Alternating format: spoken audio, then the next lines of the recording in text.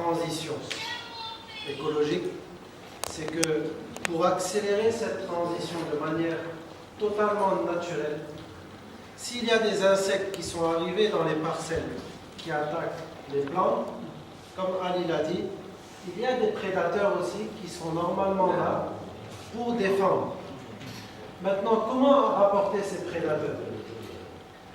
Moi, dans les espaces que j'installe, je laisse des espaces totalement sauvages. Des espaces où je ne mets pas une goutte d'eau.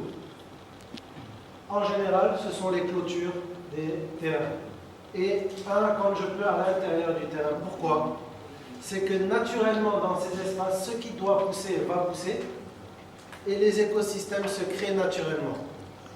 Donc, les insectes prédateurs retrouvent leur écosystème naturel dans lequel ils ont l'habitude de vivre et sont présents sur la parcelle naturellement. Et c'est là que l'équilibre vers lequel Ali est en train de parler arrive.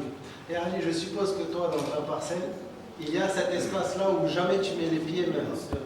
Et c'est ça. Et cet espace-là, en général, c'est l'espace où on interagit le moins possible. Et c'est pour ça que c'est le plus loin possible des espaces où on est constamment tous les jours. Donc cet espace sauvage-là dont on a parlé, qui est un des critères, est très important et il faut le garder sauvage. Sauvage, ça veut dire qu'on n'y fait rien et on laisse la nature reprendre son cours à cet endroit-là. Et le jour où on ne va plus rien toucher sur la parcelle, le fait que cet espace sauvage se soit développé, il va se propager de manière naturelle sur le reste de l'espace et faire garder cet équilibre-là. Très bien, merci. Moi, je voudrais aussi donc vraiment insister, comme j'ai beaucoup insisté sur le nom, appuyer encore ce que vient de dire Kevin.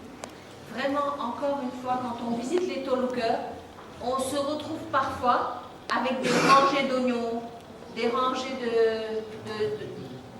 de mono-espèces.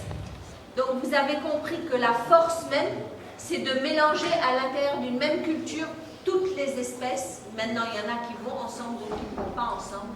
C'est Ali et son équipe qui va nous les préciser au fur et à mesure. Mais la prochaine étape Toluca, c'est vraiment ça, parce que Toluca a déjà produit, et vous êtes tous en train de mettre des Toluca, de les remettre en route. Donc faites attention à la diversité entre elles des espèces et aux étages.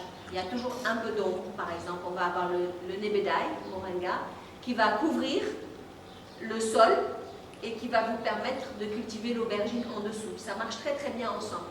N'hésitez pas à l'intérieur de vos cercles de mettre des arbres. C'était la demande qu'on avait depuis le début. Mais on a voulu uniformiser au début le premier apprentissage. Voilà, maintenant je ne sais pas si c'est clair, on l'offre en français. Voilà, merci.